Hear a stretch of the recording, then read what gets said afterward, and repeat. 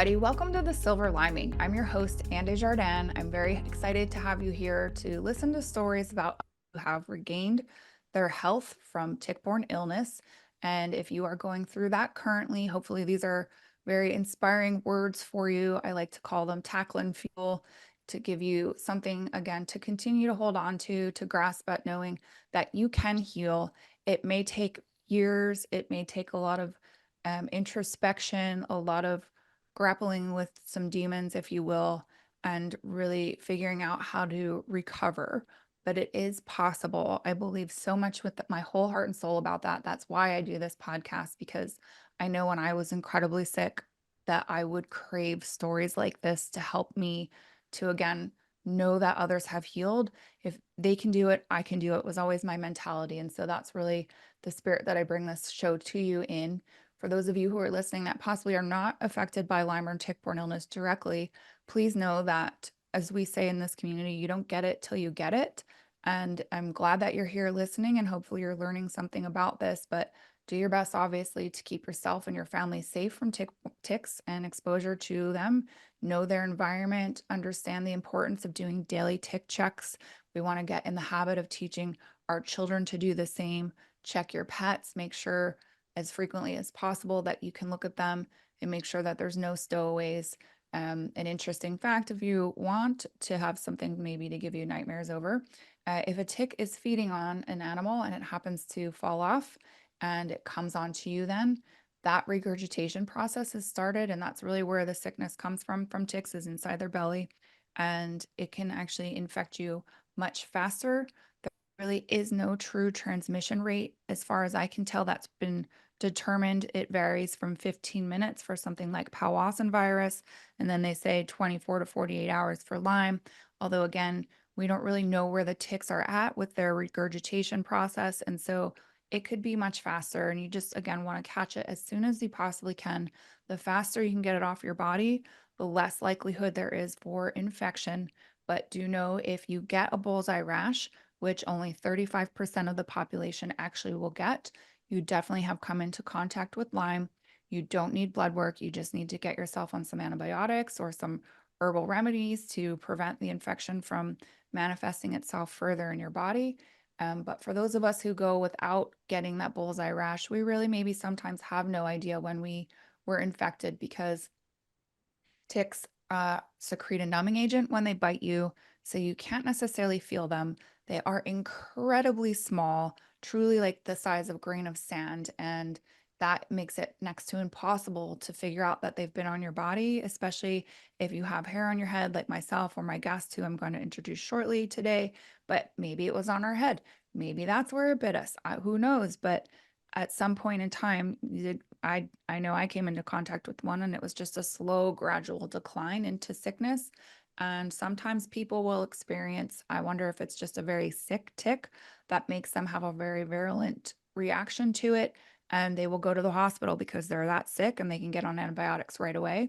But again, some of us, it's just a very slow devolving into being unwell, and then therefore can sometimes take a very slow evolving process to get back into health. And I often use the analogy of a scale, right? If we have so many bad things that are just throwing our system out of whack, it takes so many good things to put it back over to the other side. And you just have to really almost figure out how to relate to yourself in a completely different fashion and become almost a new person through changing different lifestyle habits.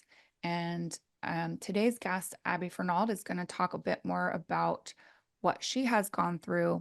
And I know her experience has a little bit of a different component too, which, out of probably 50% of my guests, which I'm probably close to 60 episodes now, at least half of them have an underlying factor of mold. And I will let her again share more of her story with that. But mold is something that we also need to be very mindful of and understand that it is an immunosuppressant. It can really cause a lot of havoc in the body if not acknowledged or seen. And when it comes into conjunction with tick-borne illness, it can really make getting better a challenge until you're able to treat everything accordingly. So, Abby, I really appreciate you being here with me today. We were connected through a mutual acquaintance on TikTok, and I watch you, and I think it's such a beautiful thing in terms of sharing your experience and what you're going through presently to help others to learn really more about this specifically because I think in the medical community it can be acknowledged, but it's sometimes a little bit more challenging. And many times doctors don't know everything. Clearly, they're not God, they're just doing the best that they can.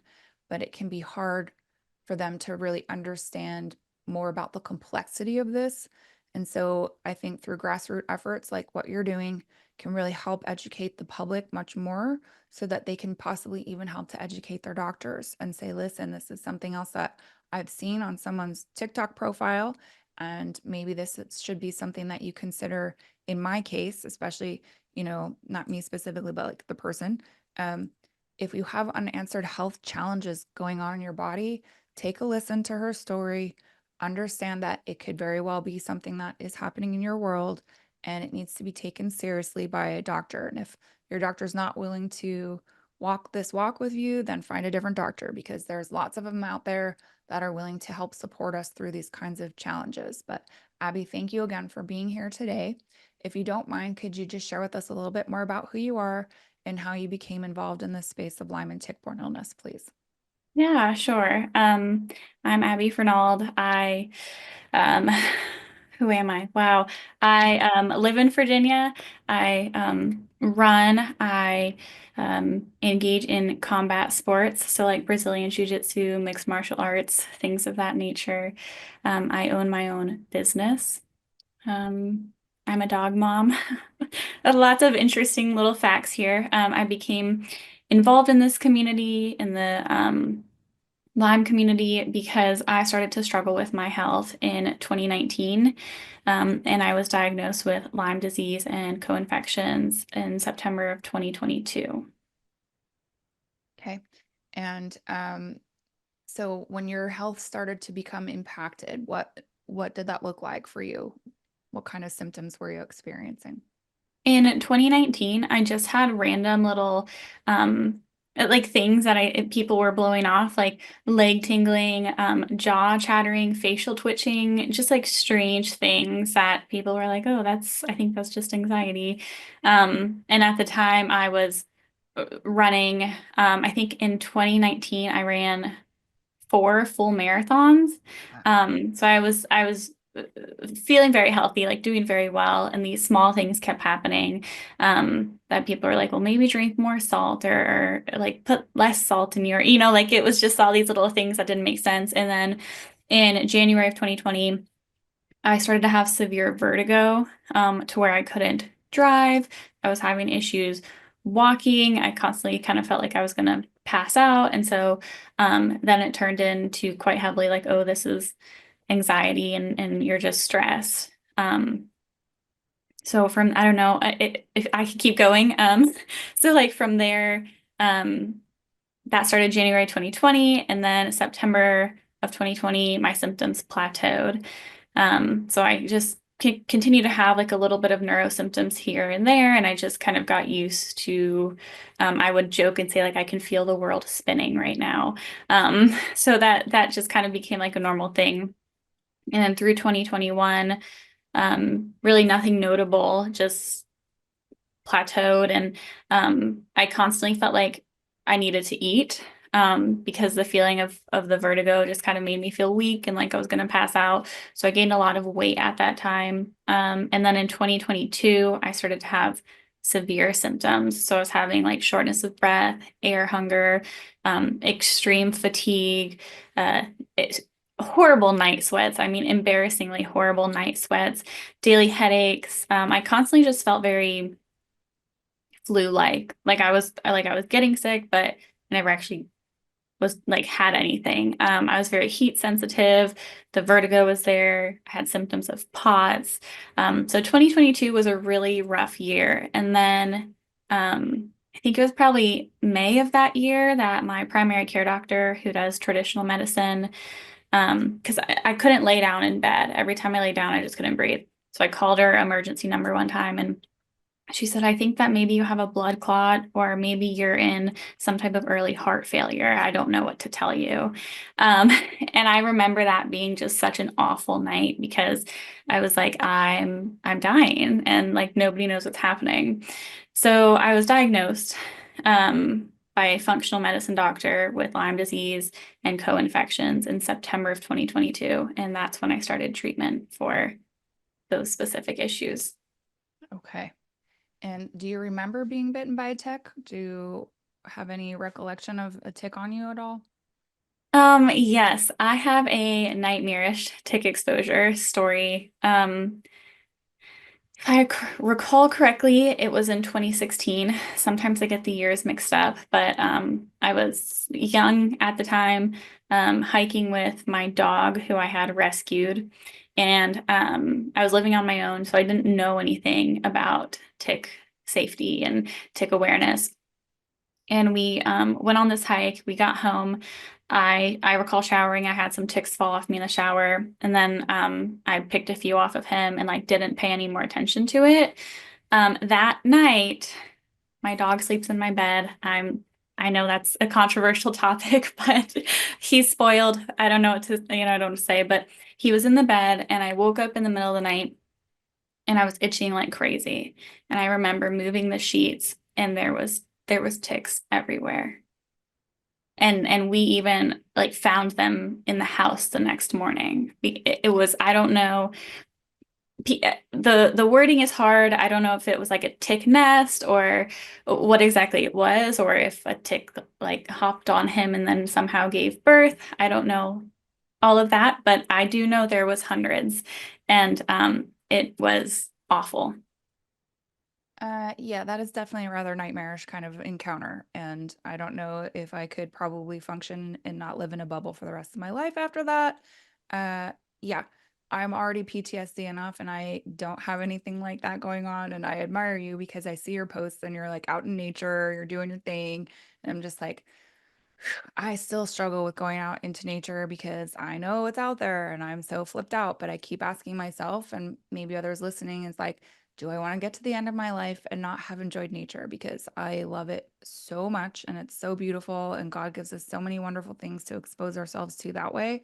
Um, but unfortunately, we also know that there are things like ticks. So, um, I'm sorry that that was so traumatic from that perspective for you. Um, again, I can't even, I would probably have to burn my house and move. Like, I don't think I could ever go back into that space.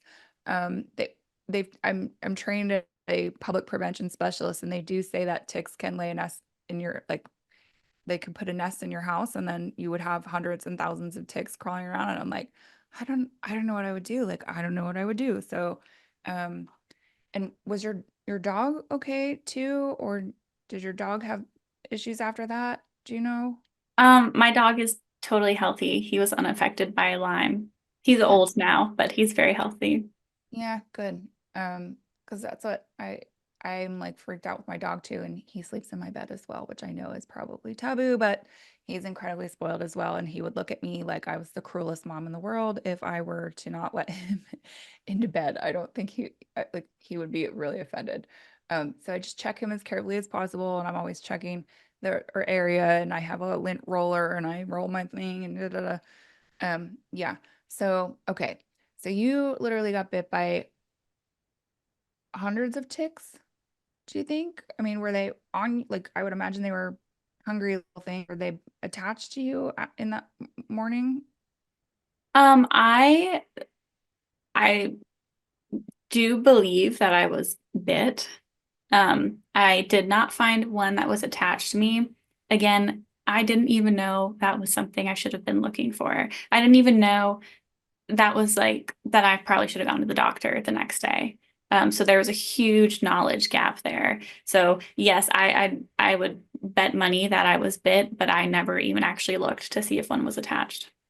That's fair. And you're not my first guest who's actually, you're not directly saying this, but I've had a few guests that had said they thought it was just something for dogs to worry about and that people weren't affected. And so, um, note to listeners, make sure you understand if you come into contact with a tick and it is near you, anything around you, that it can impact your health as well. It's not just animals that are unfortunately plagued by this. People can get sick just as easily. And it's very important. Again, I started off the episode saying, like, if you think that you've been come into contact with it, the sooner you get treatment, the better. It is a very time sensitive thing. It's a spirochete. It's a corkscrew shaped organism that literally burrows into our bodily tissue, our organ system, our brain, anything it can sink its teeth into, it will really begin to infiltrate. Sometimes it starts at a weak point in the body. Maybe you broke your leg sometime in the past, and that's kind of its infiltration point. But it is merciless in that it doesn't discriminate. It will affect all people the same. It doesn't matter if you're black, white, brown, red, man, woman, it doesn't know the difference. Its just job is to proliferate so that it can continue on into the future existence. Um, so that was 2016. Then your symptoms really started in 2019. Yes. Mm-hmm. And that's another thing. I'm curious what was happening in your life between 2016 and 2019. Were you under any kind of additional stress than normal? Was there any kind of potential catalyst that maybe triggered the onset of symptoms in 2019, maybe running those marathons? I don't know. Yeah, it's hard to say. But like I was in college at the time. I was running a whole bunch, definitely trying to like push my limits there in terms of what figuring out what my body's capable of. I also started a job, um, which is kind of like later on down the road where I learned that I was being exposed to high levels of mold. So it could have been a little bit of everything. It could have been Ah, the mold that kind of tipped the scales. yeah, it very well could have been. Because I often think about this with people is like who don't get sick right away.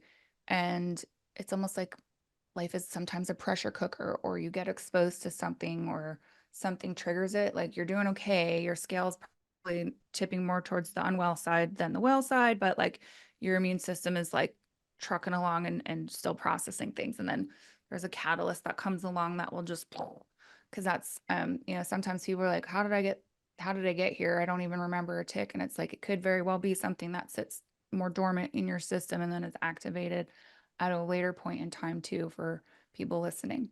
Okay, so then 2019, you start the new job and maybe it is the mold that triggered that.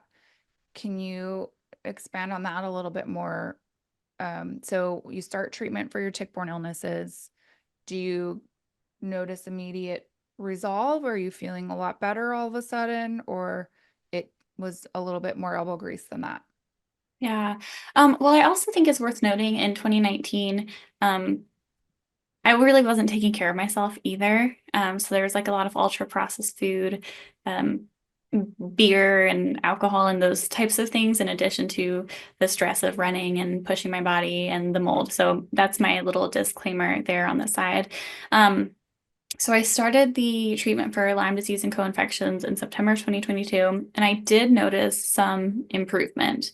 I was on doxycycline, rifampin, and Plaquenil for 12 weeks, which was really hard on the body. But I did notice some improvement for a short period of time.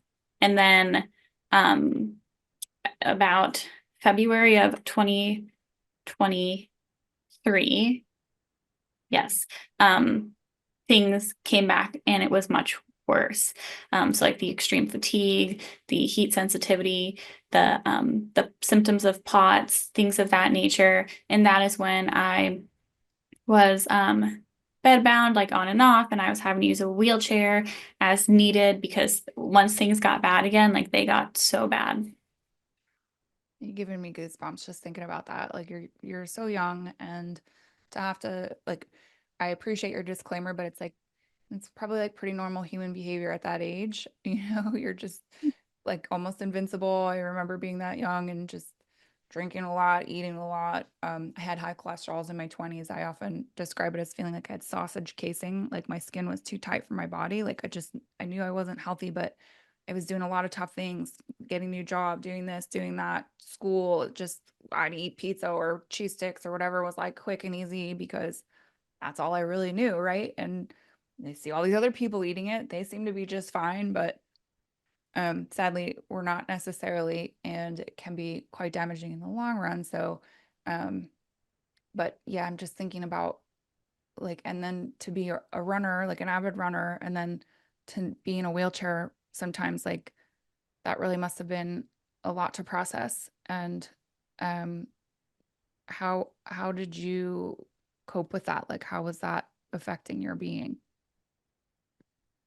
It was a lot to process. And when I describe, I'm going to timeline jump for just a second. When I describe January of 2020, when the vertigo first started, I literally say one day I was running 10 miles and the next day I was struggling to walk, which is like a very accurate depiction of what happened. So when I started to get better and then I got worse again in February of 2023, um, I was crushed. I really struggled with my mental health really, really bad. There was lots of tears. There was lots of um, just really convinced like that the Lyme treatment was my like final like swing of things, and now I truly thought that I was dying. And it felt just totally hopeless at that point. Yes, I can very much relate to that, and I'm sorry that you had to experience that. But again, from what I see, you're in a hopefully a pretty solid place emotionally now that you're not like, I mean, I question checking out permanently. Like I just didn't want to be here anymore at all. I didn't want to breathe. I didn't want anything anymore. I just wanted to go to be with God. So I'm glad that you're choosing to maybe again share your story, share your information to help other people to avoid that space that you had to experience. And um again, like I can't there was a lot of times when I couldn't get myself off the couch.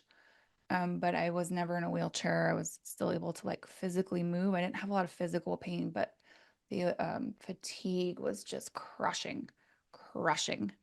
And so I understand to that game when they're just telling you that you're stressed or it's too much anxiety or whatever. And it's like, listen, that's not what's wrong with me. Stop putting emotions into my body that aren't there. Like I'm physically unwell. There's something physically wrong with my body. And so when that began to happen to you, and thank you for like speaking about this because, I think sometimes too, mental health isn't really considered in this equation. And it's like, oh, you just have Lyme, you'll be fine. Like, you're okay. You look fine. Well, you look fine.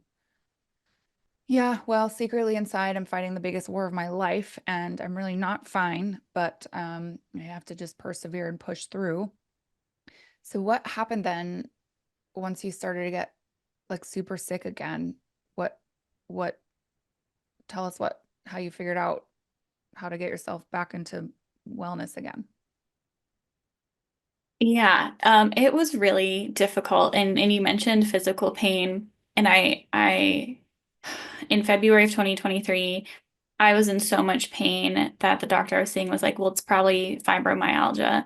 And I recall being in so much pain that I couldn't even pick up my own glass of water. And I struggled to like pick up my phone. And there was times at the start of 2023 when my husband had to bathe me because I couldn't even like put my fingers in my own hair to clean myself. Um, and not a fun time. So I obviously was spending a lot of time at home. And I ended up buying How Can I Get Better and Why Can't I Get Better by Dr. Richard Horowitz. Those books are so thick. I don't know if you've ever seen them, but they are thick. I've read both of them about 1.5 times, and read in there that patients who are being treated for Lyme disease and co-infections who are struggling to get well may have like a mold exposure. Um, and so that is when I kind of became my own advocate and did other research, found a new doctor, requested specific testing, and yeah, that was kind of a fight in and of itself, but eventually took a mycotoxin urine test and then tested the environments where I spent the most time in. And that is when we started treating for mold. Okay. Thank God you were able to grasp at something as intense as one of Dr. Horowitz's books because, uh, for the regular person, it's like, this is a big, thick book. Let me try to read through it. But for somebody who has infection going on top of that, it's like sometimes really hard to process words, to remember what you just read, to continue on in the book. Like, I remember my brain was broken. I couldn't even watch TV because I couldn't remember what I was watching. Like, it was very hard to function in an academic manner. But thank God you were able to do that for yourself.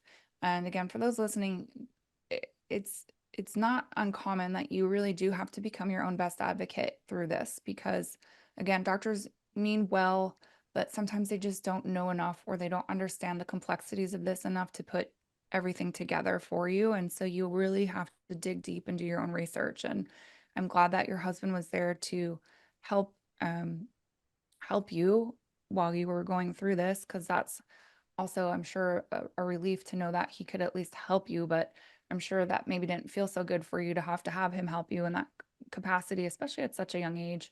Um, but okay, so then you got figured out that you had high mold levels.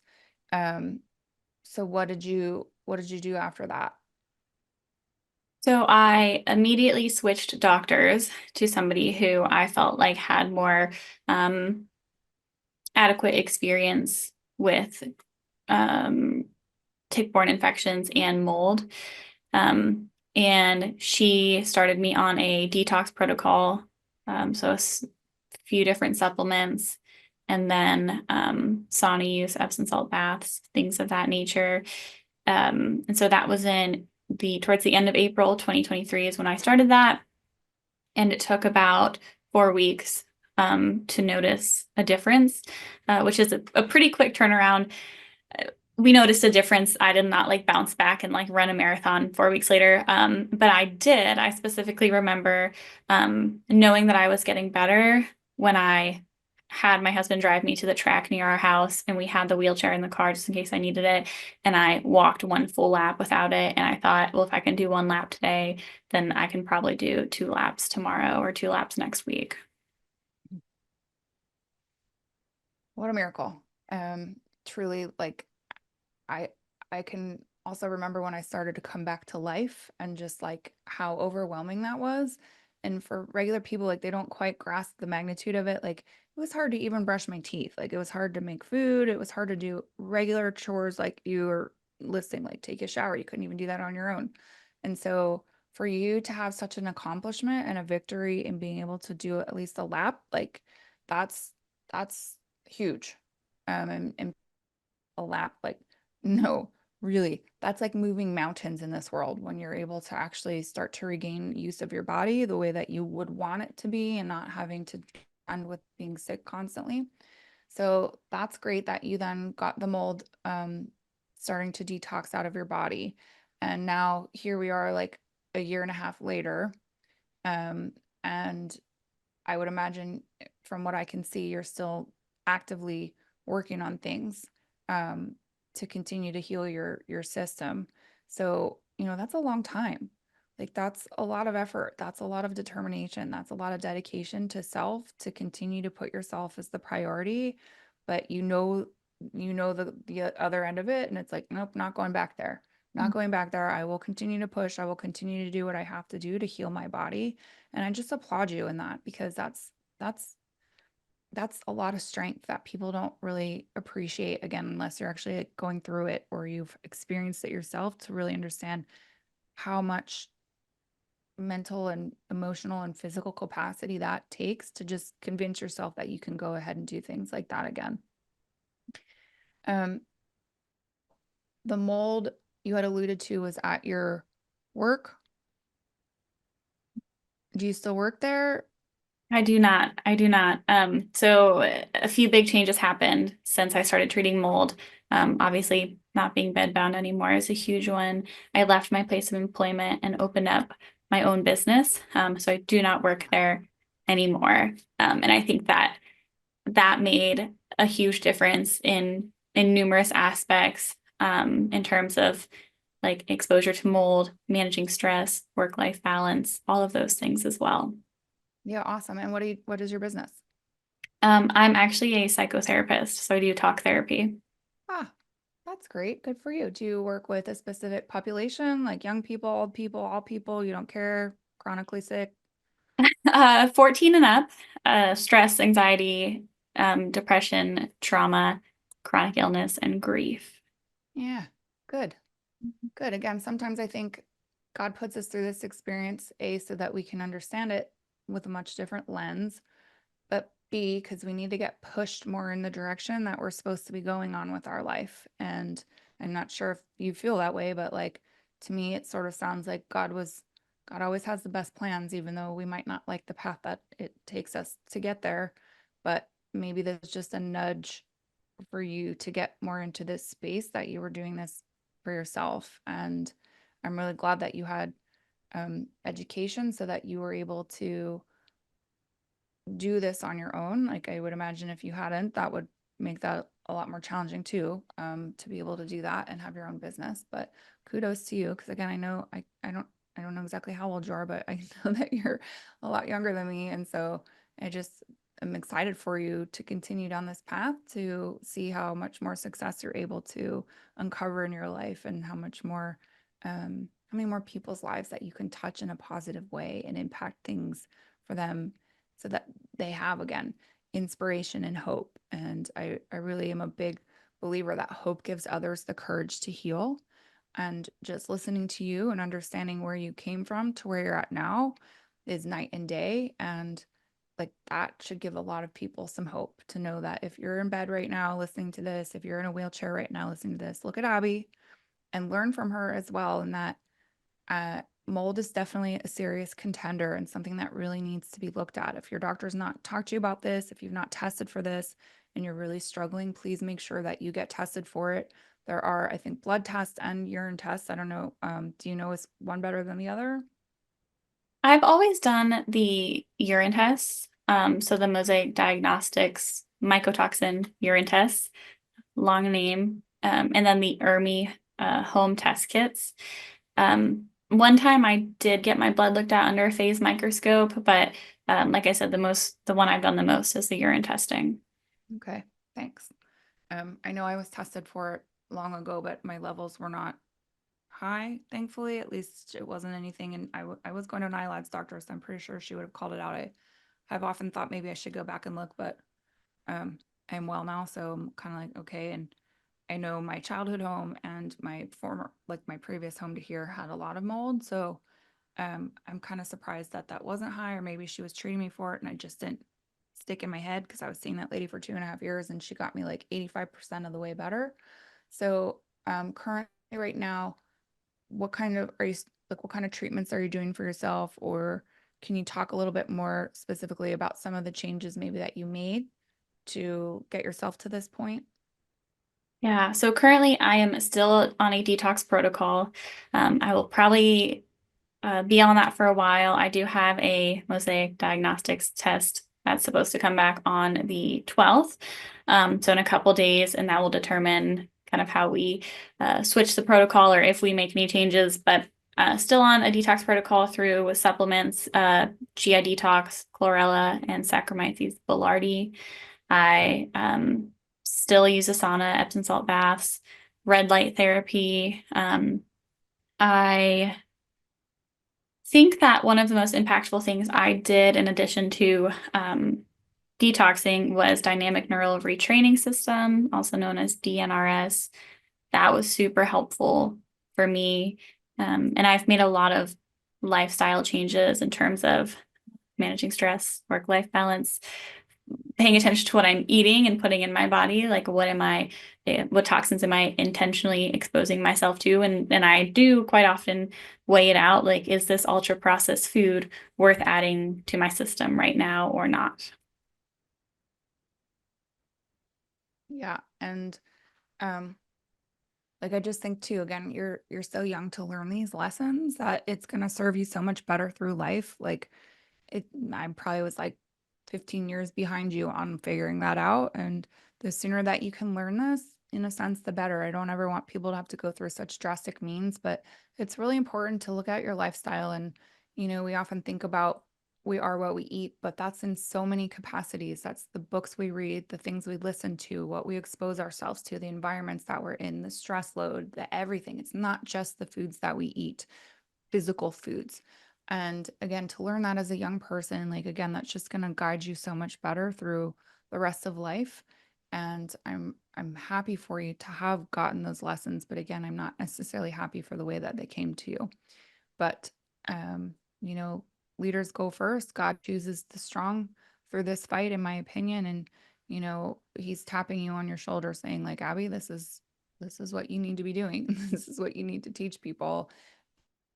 I would imagine maybe in your practice, you can talk to people more about those kinds of lifestyle changes and things as well to help them to get more through the dark spaces. But I did see from your TikTok, it looks like you're back to doing some running and some things along those lines, and um, definitely come a long way. I know that maybe you still have a bit of a journey ahead of you, but ultimately, I think everyone does, right? Like we're never all going to be complete from that perspective, in my opinion. We're always just figuring out different ways to help ourselves have more optimal health and to, again, learn new ways to relate in a more healthful fashion with ourselves. And that's just part of our evolution. That's part of our ongoing journey of life. When we are not learning those kinds of things any longer, I think that's when we are allowed to return to home. And, we will always have things to learn as long as we're here. So, um, I just I'm kind of speechless in the sense like how far you have come. There's not really words to encompass that, and just the joy that you have to share with people and the light that you have and the wisdom that you have and the impact that you have on your community and just teaching people more about the severity of these things and how important it is to focus on self, to make self the priority, to heal and to give yourself the space and grace to do that in. So, thank you for that. And I love the fact that you highlighted that turning point for you and just that, you're like, okay, well, let's try this and see if I'm able to walk around the track. And you knew in that moment that like if you could do it that one lap that day, the next time you could come, you could go a little bit further. And that's really, I think, the overall attitude people need to accept in this journey. Start small, right? We start small things and it sort of snowballs then into a bigger success and a bigger success and a greater success. And you started your own business. My goodness, that's phenomenal. That right there is like, yeah, good job. Cause that can be very scary for people. And, to take that jump and that leap of faith to know that it's going to be okay and that you're going to be just fine. And again, your vulnerability and just sharing things. Can you, as a final thought, just say, my favorite question is to ask people, really what's the best thing that's happened to you as a result of getting Lyme and tick-borne illness? I think that answer is very multi-layered. I would definitely say the community, first of all. Like I thought I was alone on the journey, and that's when I just created a TikTok and started meeting people that were also facing similar struggles. People in the Lyme community, people struggling with mold exposure and things of that nature. And so just knowing that I wasn't alone and having people who I could talk to. Actually, I recently met a friend I met on TikTok, was in Virginia for her honeymoon, and we met in person, and that was just so special because when we met on TikTok, we were both very, very sick, and we actually went on a hike together. So, super special experience, and I'm just so grateful for the friendship and the people that I've met along the way. I think also the ability to learn and to advocate for myself, to do my own research is something that probably would not have come to me if I did not experience these health challenges and be kind of pushed into this position to do my own research. I read Dr. Horowitz's books as if my life depended on it because I truly felt like it did. And then I think that I've also developed this mindset of this question, I guess I ask myself where I say like, why am I here? Because I don't want to live a life of fear. And I think of that when I do things um, like when I got better, I went skydiving. And because there were these experiences that when I felt like I was dying, that I wish I had done more of. Like I wish I had gone on more adventures. I wish I had gone skydiving. And so it felt like there was a point where I wasn't going to have the opportunity to do those things. And now I have the opportunity to do those things. And so I just tell myself, like, for with this time I have left in this world, like, I don't want to live a life dictated by fear. I don't want to, um, have a relapse of symptoms and have any regrets, or I don't want to get to the end of my life and be like, gosh darn, I wish I jumped out of an airplane, at one point and just tried it. Yeah. Yeah. That is maybe one of the best answers that I've gotten. Just why am I here not to live a life of fear? And it's like a little poem. And I like that a lot. That's a really good mantra and a good thought to have. And um, like it again makes me kind of tear up a little bit because I have my own issues with some PTSD, and I don't want to live a life of fear either. Fear is really the root cause of many disease, right? Like that's that feeds into that whole mentality. And we have to banish the fear. We have to come more from a place of love and joy and abundance. Again, God did not make us to be sick. God made us to have joy, love, and abundance in our lives. And um, I don't want to get to the end either. So thank you for your own inspirational lesson to me on just living my life more fully and really appreciating all of the abundance that there is on this earth and the beautiful experiences that we have to participate in. We're so lucky as humans. We have choice, right? That's really what makes us different. We can choose to do things in our life, and we can choose to be in fear, or we could choose to be in love. We can choose to do activities and things that are going to push and challenge us, or we could choose to live in our little bubble of comfort and security and not get outside those four walls. And which side do you want to fall on, right? Like where do you want to be at? And that's a huge lesson that I think some people will never probably learn in this lifetime, Abby. So kudos to you for looking at life that way. And something else, I had just been at a health conference, and one of the questions they've asked is list out some of the things that you've overcome. And I'm not sure if you ever do that exercise, but like, man, sometimes where we're going, we're like, yeah, okay, I got it, I got it, I got it, I got it. But like, when do we actually look back and be like, man, look how much I have overcome, and look how many things you've overcome, and the things that you're accomplishing, and the trail that you're blazing just from those experiences is beautiful.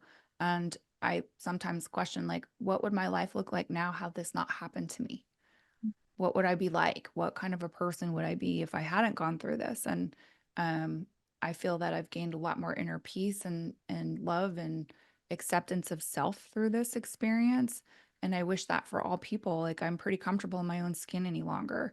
And that's a big valuable lesson as well to get. And um, you just keep going with what you're doing. Again, I applaud you and just your vulnerability and teaching people and sharing.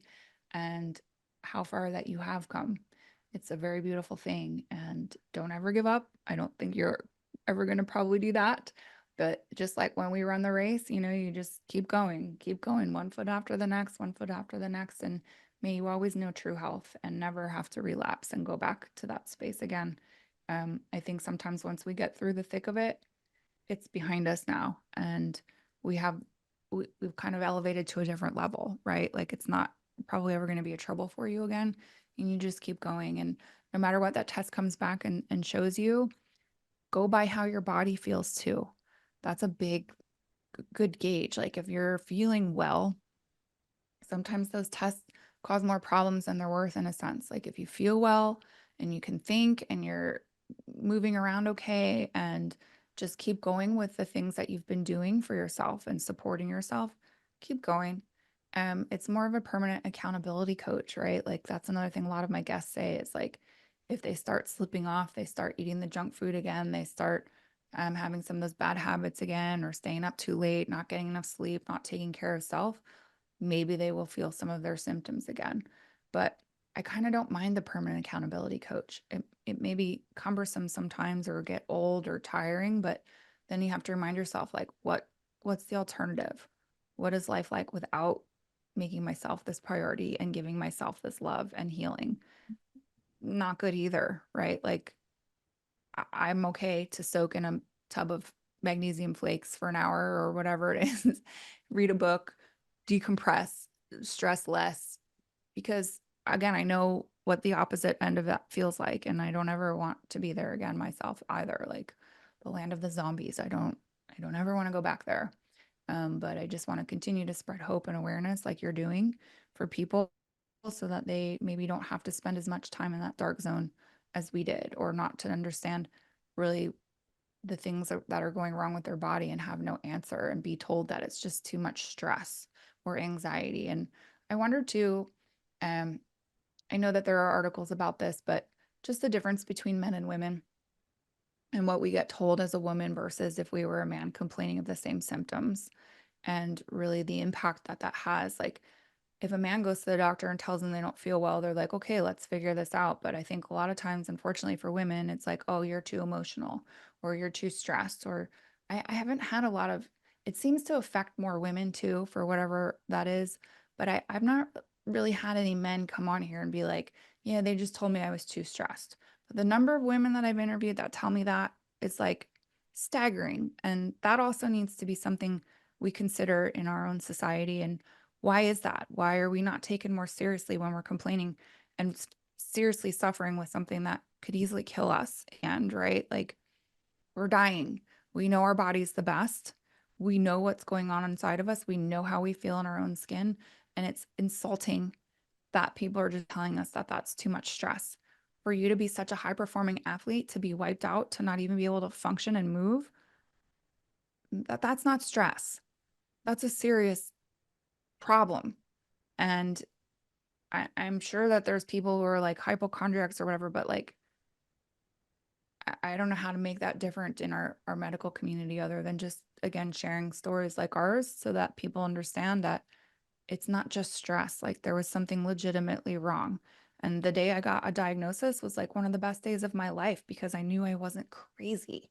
I knew there was something truly like that you could put your finger on that was like, this is what's going on in your body. You're not just crazy. You're not depressed. You're not stressed. Like, I'm going crazy because no one believes me, and that was really hard. And I would imagine then, given what you do for a living, you have quite a few tools that you can use to help yourself from an emotional support perspective. I would say so. Just a quick side note, a really good book that talks about kind of healthcare disparities for men and women would be The Pain Gap. I can't think of the Okay. author's name, but just a really good book to look at. I do think I have a lot of tools these days to manage the emotional stress. Uh, I en I engage in a lot of the things that I recommend to the clients I talk to, or even to like friends who are going through tough times, right? Like get outside, see the sunshine, see the sunrise, see the sunset. Find things that make life feel fulfilling, and and that is a way to manage stress, right? Like if I have other things to live for, eat the vegetables, move your body, meditate. I love meditation, journaling, engage in emotional release things, quantum healing therapy, mindfulness, Reiki, like whatever that would look like. Just overall managing stress involves taking care of your mind and body. Yes. Thank you for that. So I was going to ask, like, well, what would you recommend for people? But you just answered that. So perfect.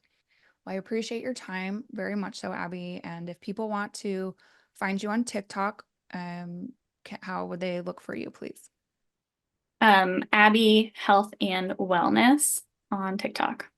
Perfect. Thanks. Are you on other social media platforms? I just know you on TikTok. I apologize. I didn't necessarily look on IG or Facebook. I'm Abby Runs _ on Instagram. Not Okay. a lot of posts on there, but Okay. TikTok would be the most active place. Perfect. And are you cool if people reach out to you for if they have questions or they want some more of your good wisdom and insight? Yes, definitely. So I think TikTok would be the best place to reach out for me. I think crowdsourcing and getting information from other people in the Lyme community is super important. So I am open to messages. Awesome. Thank you. Well, I appreciate you taking mine and taking the time to do this again. And I wish you the best and health and wellness. And wisdom and inspiration and just all the things that you need to continue to be a bright light in our community. Thank you, Abby. Thank you so much. Yeah.